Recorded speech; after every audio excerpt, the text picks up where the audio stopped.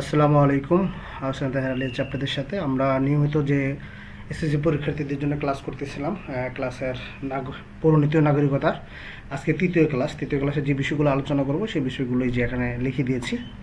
তো যারা আমাদের আগের ভিডিওগুলো দেখেছেন তারা পরবর্তী ভিডিওগুলো দেখবেন এবং আমাদের ইউটিউব চ্যানেলের যে নোটিফিকেশন বারটা আছে এটা ওপেন করে দিবেন, তাহলে আমরা ক্লাসগুলো দিলে আপনারা নিয়মিত পেয়ে যাবেন।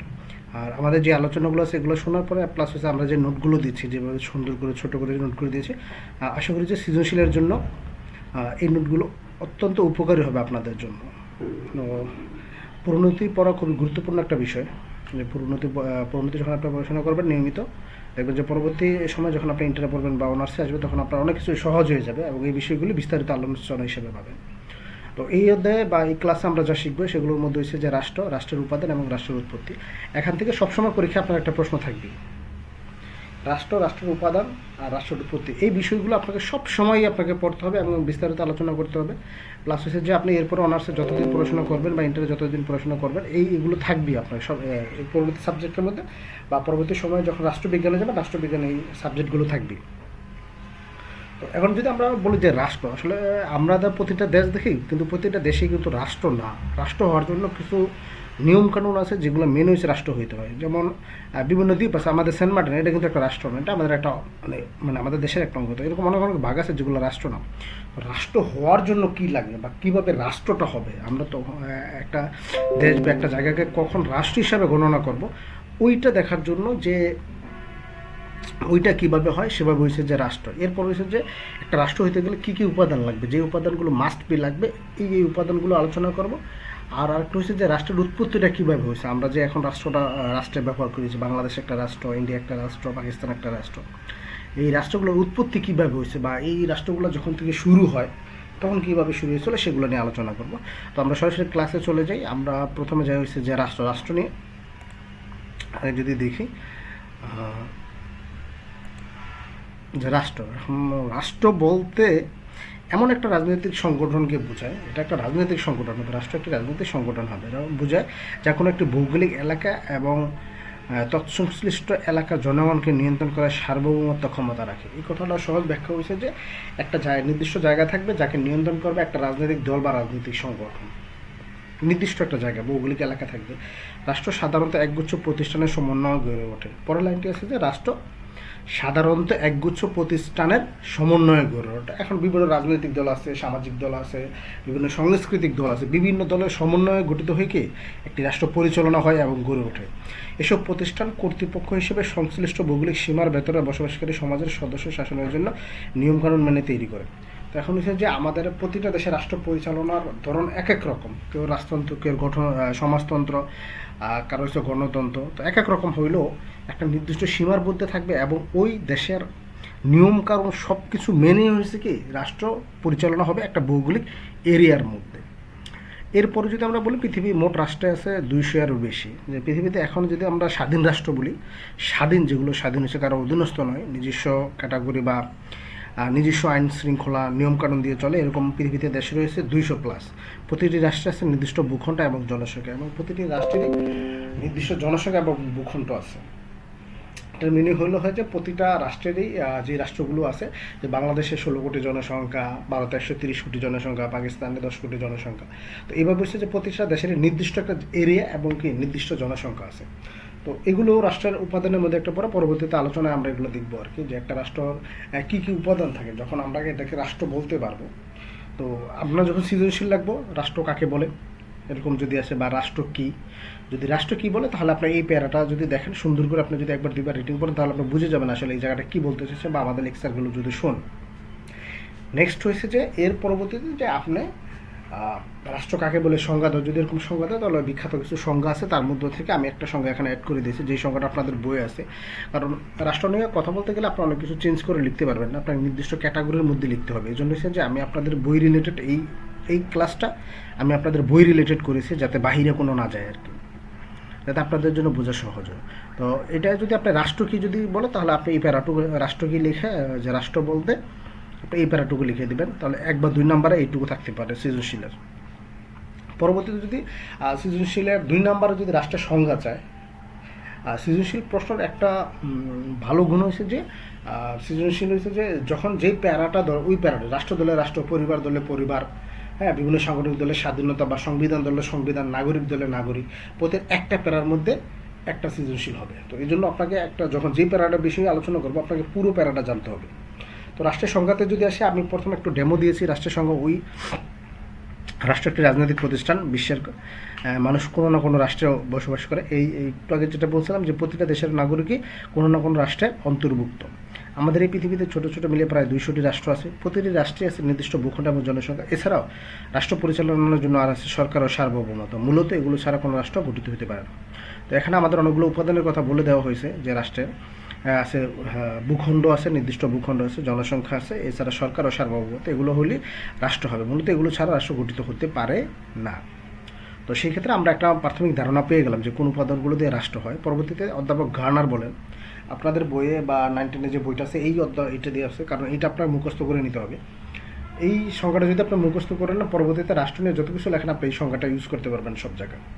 তো অধ্যাপক গার্নার বলেন সুনির্দিষ্ট ভূখণ্ডে, এখানে সুনির্দিষ্ট, নির্দিষ্ট আর সুনির্দিষ্ট বলে দিয়েছে, যেটার একটা বেড়াতার থাকবে এবং নির্দিষ্ট একটা এরিয়া।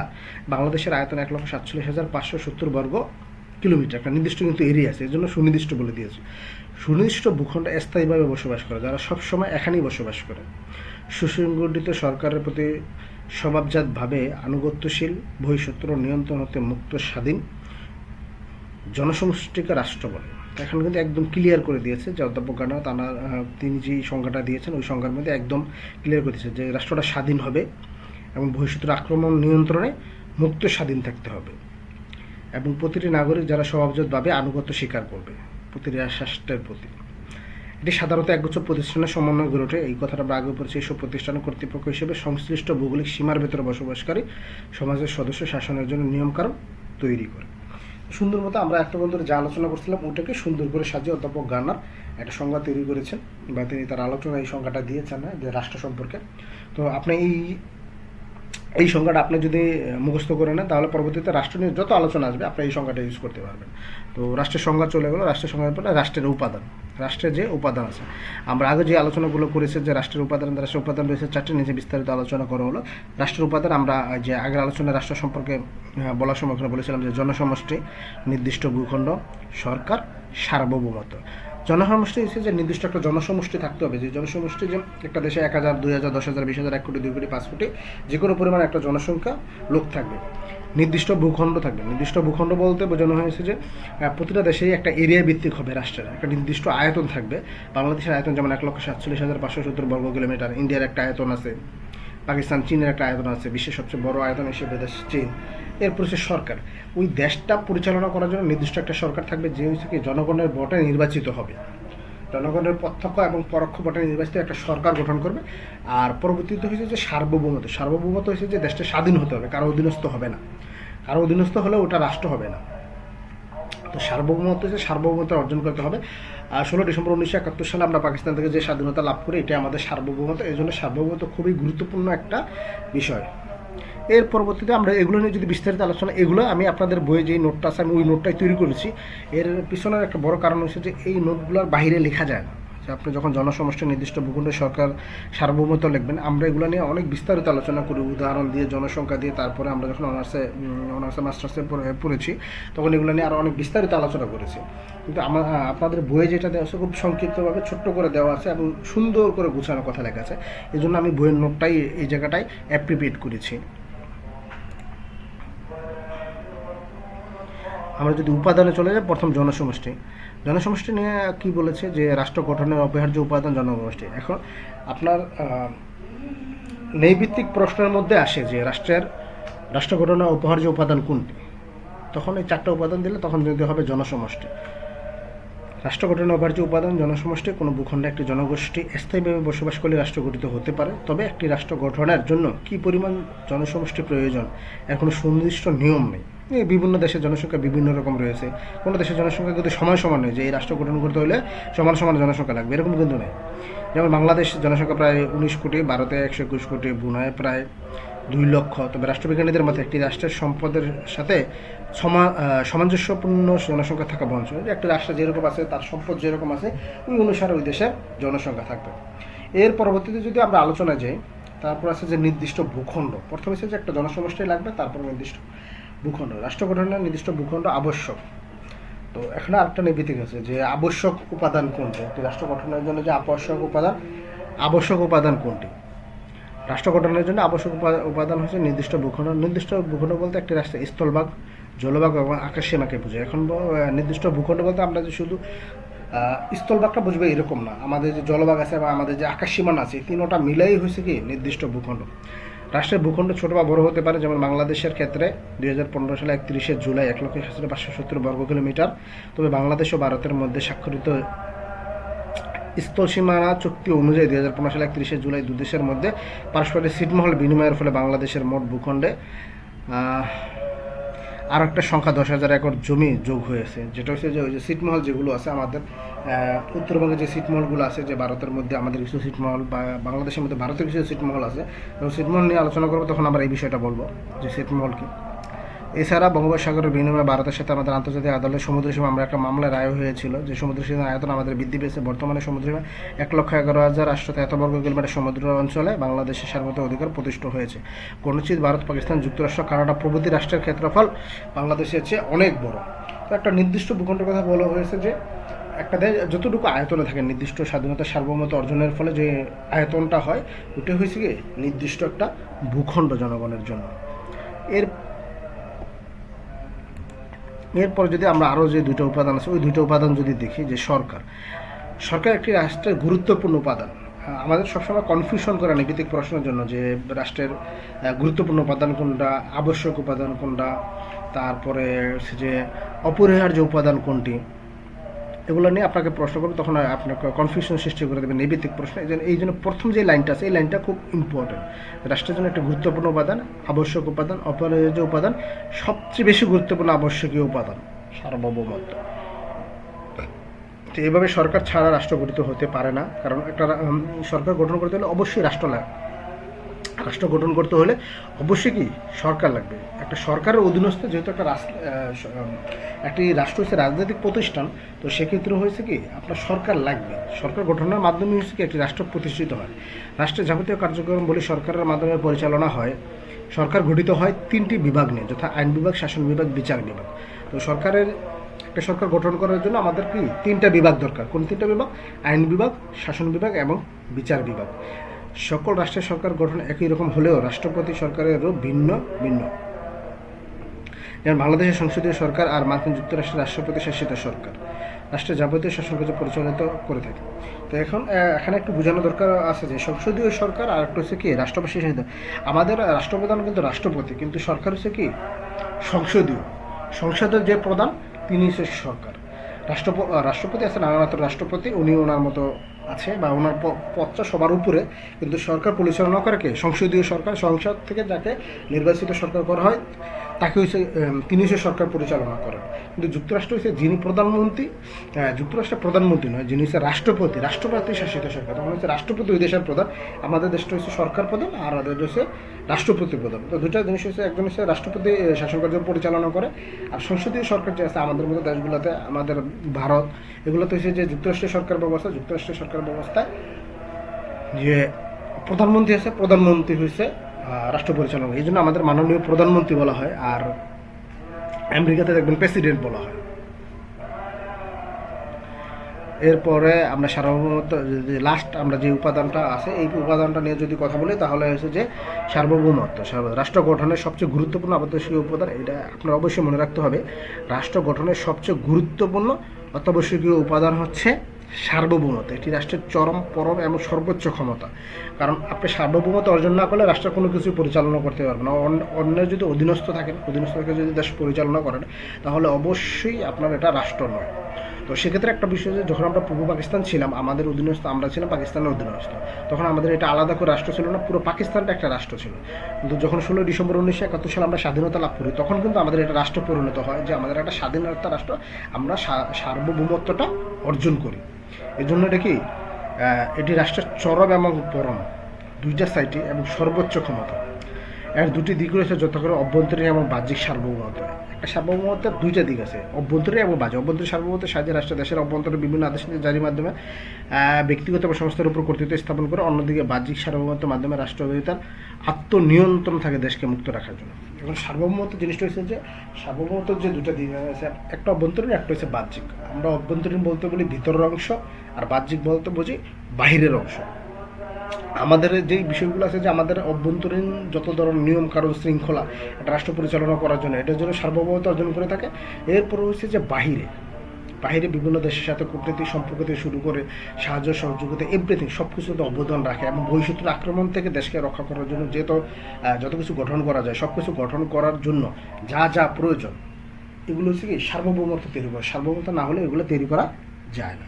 এই জন্য কি সার্বভৌমত্ব চলার পর এবং সর্বোচ্চ ক্ষমতার অধিকার হচ্ছে কি সর্বোচ্চ ক্ষমতা প্রতিষ্ঠা করার জন্য যা প্রয়োজন এটার জন্য দরকার হচ্ছে সার্বভৌমত্ব। আমরা উপাদানগুলো নিয়ে আলোচনা করলাম যে সরকারের জন্য আমাদের উপাদান দরকার হয়েছে চারটি উপাদান দরকার: জনসমষ্টি, নির্দিষ্ট ভূখণ্ড, সরকার এবং সার্বভৌমত্ব। আপনি রাষ্ট্রবিজ্ঞান বা আপনার এই মানবিক শাখা যতদিন পড়বে ততদিনে এই জিনিসটা মুখস্থ থাকাই লাগবে এবং প্লাস হচ্ছে যে কি আপনি যখন এটা প্র্যাকটিস শুরু করবেন তখন এটা মুখস্থ হয়ে যাবে। এরপর আরেকটা বিষয় হচ্ছে যে আপনার ভাইভা থেকে শুরু করে বিভিন্ন চাকরির পরীক্ষা এই জায়গাটা থেকে আপনার প্রশ্ন টাচ করবি। কেউ যদি আপনার প্রশ্ন নিয়েও জিজ্ঞাসা করে দেখবে যে হ্যাঁ রাষ্ট্রের উপাদান কয়টি, এটা আপনাকে জিজ্ঞাসা করে। আর আরেকটা বিষয় আছে রাষ্ট্র পরিচালনার মূলনীতি ও চারটি, সেটা এখন আমরা আলোচনায় আসি না, সেটা আলোচনা আসলে আরও কনসিডার করবো। এখানে অনেকজন গোলায় ফেলে যে দেখা যাচ্ছে মূলনীতির মধ্যে উপাদান বলে ফেলে, উপাদানের মধ্যে মূলনীতি বলে ফেলে, কিন্তু এই জায়গাটা করা যাবে না। এই দুটো নির্দিষ্ট করে আলাদা করে রাখতে হবে যে রাষ্ট্রের উপাদান এক জিনিস আর রাষ্ট্র পরিচালনার মূলনীতি আরেক জিনিস। তো পরবর্তীতে আমরা দুইটা টপিক শেষ করলাম, আমাদের দুইটা টপিক ছিল। পরবর্তীতে যদি আমরা আরেকটা টপিকে যাই তাহলে হচ্ছে রাষ্ট্রের উৎপত্তি। আমরা তো এখন রাষ্ট্রের উপাদান নিয়ে আলোচনা করলাম, রাষ্ট্র কাকে বলে আলোচনা করলাম, কিন্তু রাষ্ট্রের উৎপত্তি এই রাষ্ট্রটা হয়েছে কীভাবে, আমরা যে রাষ্ট্র নিয়ে এখন আলোচনা করি, একটা কান্ট্রি দেশ নিয়ে আলোচনা করি, এই দেশটা কীভাবে সৃষ্টি হয়েছে এই জিনিসগুলো আলোচনা করা লাগবে। এটাও আপনি রাষ্ট্রবিজ্ঞানে যতদিন পড়াশোনা করবেন মানবিক শাখা ততদিন দেখবেন যে কোনো না কোনো জায়গায় গিয়ে আপনি এগুলো পাবেনই, রাষ্ট্রের উৎপত্তির যে জায়গাগুলো এগুলো পাবেন। তো রাষ্ট্র কখন কীভাবে উৎপত্তি লাভ করেছে তা নিশ্চিত করে বলা কঠিন, তবে রাষ্ট্রবিজ্ঞানীরা অতীত ইতিহাস ও রাজনৈতিক ঘটনাপ্রবাহ পরীক্ষা নিরীক্ষা করে রাষ্ট্রের উৎপত্তি সম্পর্কে কতগুলো মতবাদ করেছেন। তার মধ্যে উল্লেখ করা হলো যে বিভিন্ন রাষ্ট্রবিজ্ঞানীগণ বিভিন্নভাবে হয়েছে মতবাদ দিছে যে এইভাবে রাষ্ট্র সৃষ্টি হতে পারে বা এইভাবে রাষ্ট্র সৃষ্টি হতে পারে। এই মতবাদগুলো দিছে, মতবাদগুলোর মাধ্যমে রাষ্ট্রের সৃষ্টি হয়েছে। এগুলো যখন আমরা বিস্তারিত আলোচনা করলে হয়তো আপনারা বুঝে যাবেন আর কি যে রাষ্ট্র কীভাবে সৃষ্টি হয়েছে। এখন আমরা এখানে গুরুত্বপূর্ণ 4টা মতবাদের কথা নিয়ে আসছি: ঐশী মতবাদ, বল বা শক্তি প্রয়োগ মতবাদ, সামাজিক চুক্তি মতামত, ঐতিহাসিক বা বিবর্তনমূলক মতবাদ। ঐশী মতবাদ নিয়ে যদি আমরা আলোচনা করি যে ঐশী মতবাদটা কী, ঐশী মতবাদের আলোচনার বিষয়টা হচ্ছে যে রাষ্ট্র হচ্ছে ঈশ্বরের বা আল্লাহর সৃষ্টি। এটি এক সবচেয়ে পুরাতন মতবাদ বলা হয়। যখন এক ঈশ্বর আল্লাহর সবাই অন্তর্ভুক্ত ছিল বা বাহিরে কোনো কিছু আলোচনা করতো না, এই চলার প্রয়োজন তখন বলতো যে প্রাকৃতিক যে আল্লাহ সৃষ্টি করছে এটাকেই তারা মেনে নিত। তো এটি রাষ্ট্রের উৎপত্তি সম্পর্কে পুরাতন মতবাদে বলা হয় বিধাতা বা স্বয়ং স্রষ্টা এই রাষ্ট্র সৃষ্টি করেছে এবং রাষ্ট্রকে সুষ্ঠুভাবে পরিচালনা করে শাসক প্রেরণ করেছে। এটা এক ধরনের পুরাতন মতবাদ। শাসক তার প্রতিনিধি ও তিনি তার কাজের জন্য একমাত্র স্রষ্টা বিধাতার নিকট দায়ী, জনসংখ্যার নিকট নয়। একটা জিনিস যে রাষ্ট্র সৃষ্টির কারণে রাষ্ট্র যেহেতু আমরা রাজনৈতিক প্রতিষ্ঠান বলেছি, রাষ্ট্র অবশ্যই রাষ্ট্র যারা পরিচালনা করবে তারা জনগণের নিকটকে দায়ী থাকবে। তো এখন এভাবেই হচ্ছে যে কর্তৃত্ব স্থাপন করে চলে আসছে। তো আমাদের আগের দিনে যে ঐশীমতবাদের যে ধারণাটা রয়েছে এটা বিশেষ করা হতো যে আল্লাহ বা স্রষ্টা এই রাষ্ট্র সৃষ্টি করেছে এবং প্রতিটা শাসক যারা ছিল তারা হচ্ছে কি স্রষ্টা কর্তৃক প্রতিষ্ঠিত এবং সকল কাজের জন্য তিনি হচ্ছে কি স্রষ্টার নিকট দায়ী থাকবেন। তো এখানে রাষ্ট্রবিজ্ঞান যা বলে, শাসক যেহেতু স্রষ্টার নির্দেশে কাজ করে সেহেতু শাসক আদেশের অমান্য করে, অর্থাৎ বিধাতার আদেশ অমান্য করে। এই মতবাদকে বিধাতা সৃষ্টিমূলক মতবাদও বলা হয়। এই মতবাদ অনুসারী শাসক একদারে যেমন রাষ্ট্রপ্রধান, অন্যদিকে তিনি আবার ধর্মীয় প্রধান। আধুনিক রাষ্ট্রবিজ্ঞানী এই মতবাদে বিপজ্জনক, অগণতান্ত্রিক এবং অযৌক্তিক বলে সমালোচনা করেছেন। তাদের মধ্যে যেখানে জনগণের নিকট শাসক দায়ী থাকে না সেখানে স্বৈরশাসন সৃষ্টি হয়। তো এখন বলছে যে এখানে মূল কথাটা হলো যে যদি রাষ্ট্র সৃষ্টি স্রষ্টারই হয় এবং যেই শাসক থাকে উনি যদি স্রষ্টার নিকট দায়ী থাকে তাহলে তো তিনি হচ্ছে জনগণকে মানবেন না, তখন হচ্ছে স্বৈরশাসন, তিনি তার মতো যখন যা ইচ্ছা করতে পারবেন। তো একটা রাষ্ট্র সৃষ্টির লক্ষ্যে হচ্ছে যে যখন যা ইচ্ছা তখন করা যায় না। কারণ হচ্ছে যে প্রতিটি শাসক, দেশের শাসক, তিনি প্রত্যক্ষ বা পরোক্ষভাবে জনগণ ভোটে নির্বাচিত হবেন, প্লাস হচ্ছে গিয়ে ওই জায়গা থেকে যে তিনি সকল কাজের জন্য জনগণের নিকট দায়ী থাকবে। এই জায়গাটা হয় দেখে এটাকে অনেক সময় গ্রহণযোগ্যতা পায়নি। পরবর্তীতে চলে আসছে যে বল বা শক্তি প্রয়োগ মতামত। বল বা শক্তি প্রয়োগ মতামত যদি আপনাদের এগুলো নিয়ে আমি আপনাদের বইগুলো নোট করে দিচ্ছি, কারণ এখানে আপনার খুব শর্ট করে লেখা আছে। আমরা যখন অনার্সে বা ইতে লিখি তখন এগুলো অনেক বড় করে লেখা থাকে। তো আমি এখানে আপনাদের বইয়ের যে নোটটা, এটা আমার কাছে অনেক বেশি ভালো লাগছে। আমি এটা সুন্দর করে সাজিয়ে বলে দিচ্ছি, আর বাকিগুলো আমি আলোচনা করে দিচ্ছি। শক্তি বা বল প্রয়োগ মতামতটা আবার কি? এখানে বলা হয় যে মতামতের মনে করো যে বল প্রয়োগের মাধ্যমে রাষ্ট্রের উৎপত্তি হয়েছে, শক্তির জোরে টিকে আছে। এই মতামতে বলা হয় সমাজের বলশালী ভূমিরা যুদ্ধ বিগ্রহ বা প্রয়োগের মাধ্যমে দুর্বলের উপর নিজেদের আধিপত্য স্থাপনের মাধ্যমে রাষ্ট্র প্রতিষ্ঠা করে। তো এখানে টোটাল বিষয়টা মূল হলো যে যাদের তখন ক্ষমতা ছিল তারা ক্ষমতার বল প্রয়োগ করে দুর্বল যারা আছে তাদেরকে প্রজা বানিয়ে বা তাদের অধীনস্থ করে যে রাষ্ট্রকার্য পরিচালনা করতো বা যে প্রশাসনিক কার্য পরিচালনা করতো, এটাকেই রাষ্ট্র বলা হয়। কিন্তু পরবর্তীতে দেখা গেছে যে এটাকেও অনেক অযৌক্তিক বলে মনে হয়। কেননা এই অযৌক্তিক হওয়ার পিছনে মূল কারণ হচ্ছে যে এভাবে কখনো একটা রাষ্ট্র সৃষ্টি হতে পারে না। তাহলে যে আজকে একদল আক্রমণ করছে, কালকে পরের দল আক্রমণ, আজকে আমি ক্ষমতা গেছি, কালকে আমি ক্ষমতা থেকে বেরিয়ে যাবো। কিন্তু রাষ্ট্র হচ্ছে একটা সুনির্দিষ্ট সময় পর্যন্ত কি শাসক ক্ষমতায় থাকবে। তো এই মতামতে আরও বলা হয় সৃষ্টি শুরু থেকে আজ পর্যন্ত এভাবে যুদ্ধ বিগ্রহের মাধ্যমে রাষ্ট্রের জন্ম হয়েছে। সমালোচকের মতবাদকে অযৌক্তিক, ভ্রান্ত এবং ক্ষতিকর বলে আখ্যায়িত করেছেন। তারা বলেন শক্তির মাধ্যমে যদি রাষ্ট্র টিকে থাকতো তাহলে শক্তিশালী রাষ্ট্রের পাশাপাশি সামরিক দিক থেকে দুর্বল রাষ্ট্র টিকে থাকতে পারতো না। আসলে শক্তির জোরে নয়, বরং সম্মতির ভিত্তিতে রাষ্ট্র গড়ে এবং টিকে থাকে। হ্যাঁ, এখানে গুরুত্বপূর্ণ একটা কথা বলা হয়েছে যে সম্মতি।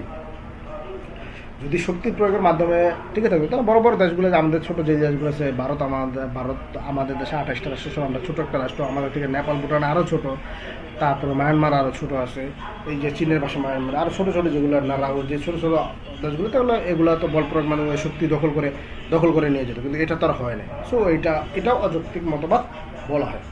পরবর্তীতে যে আরও দুটি মতবাদ আছে, ওই দুটি মতবাদের কথা যখন আমরা আলোচনায় আসে, এগুলোর মধ্যে একটা হচ্ছে কি সামাজিক চুক্তি মতবাদ। তো এই সামাজিক চুক্তি মতবাদের মূল একটা কথা হচ্ছে যে বিভিন্ন চুক্তির মাধ্যমে রাষ্ট্রের সৃষ্টি হয়েছে, যে এই এলাকা আপনার, এই সাইডের এলাকা আমার, ওই সাইডের এলাকা আপনার, যেভাবে আগে ভাগ করে যে দেওয়া হতো রাজা প্রজাদের মাধ্যমে, যে বিভিন্ন এভাবেও একটা রাষ্ট্রের সৃষ্টি হয়েছে। তো সামাজিক চুক্তি মতবাদের মূল কথা হলো সমাজে বসবাসকারী জনগণের পারস্পরিক চুক্তির ফলে রাষ্ট্রের জন্ম হয়েছে। ব্রিটিশ রাষ্ট্রবিজ্ঞানী টমাস হবস, জন লক এবং ফরাসি দার্শনিক জ্যাক রুসোর সামাজিক চুক্তি মতবাদের প্রবর্তক ছিল। তো সামাজিক চুক্তি মতবাদের পক্ষে রাষ্ট্রবিজ্ঞানের যে বিখ্যাত বিজ্ঞানীরা ছিলেন তাদের মধ্যে টমাস হবস, জন লক এবং জ্যাক রুসো, এরা ছিলেন সামাজিক চুক্তি মতামতে বিশ্বাসী লোক। এই মতবাদ অনুযায়ী রাষ্ট্রের সৃষ্টির পরে মানুষ প্রকৃতির রাজ্যে বসবাস করত। এটা আপনাদের জন্য খুব গুরুত্বপূর্ণ একটা বিষয়। এটা নির্বিতিকে থাকবে যে কোন মতামতের বিশ্বাসী লোকরা প্রাকৃতিক রাজ্যে বসবাস করত।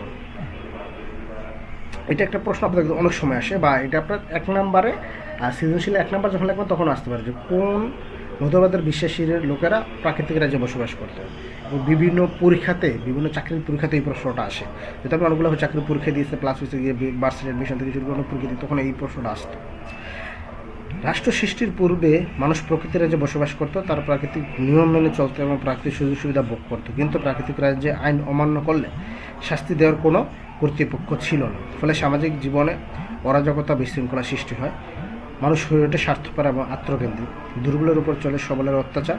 এ কারণে মানুষ জীবনের কষ্ট করে দুর্বিষহ হয়ে ওঠে। এছাড়া প্রাকৃতিক রাজ্যে জনসংখ্যা বৃদ্ধি পাওয়ার ব্যক্তিগত সম্পত্তির আকাঙ্ক্ষা ও প্রয়োজনীয়তা দেখা দেয়। প্রাকৃতিক রাজ্যের এই অরাজকতার অবস্থা থেকে মুক্তি পাওয়ার জন্য মানুষ নিজেদের মধ্যে চুক্তির মাধ্যমে রাষ্ট্র সৃষ্টি করে এবং নিরাপত্তার বিনিময়ে নিজেদের উপর শাসন করার জন্য স্থায়ীভাবে শাসকের হাতে ক্ষমতা অর্পণ করে।